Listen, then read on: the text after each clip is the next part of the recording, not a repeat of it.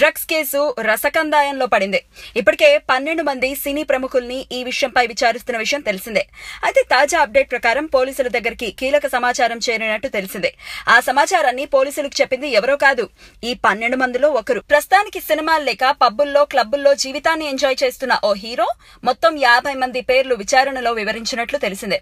అయితే ఈ 50 మంది సినీ వారు మాత్రమే కారు, ఇందులో రాజకీయ ప్రముఖుల పిల్లలు ఉన్నారు, సాఫ్ట్వేర్ కంపెనీలకు సంబంధించిన పెద్దలు ఉన్నారు. ప్రస్తుతం ఈ లిస్ట్ ఆధారంగా పోలీసులు దర్యాప్తు కొనసాగిస్తున్నట్లు సమాచారం. మరో విషయం ఏంటి అంటే, ఈ డ్రగ్స్ కేసు వ్యవహారంపై ముఖ్యమంత్రి కేసీఆర్ పోలీసులకు కొన్ని ఆదేశాలు జారీ చేశారు.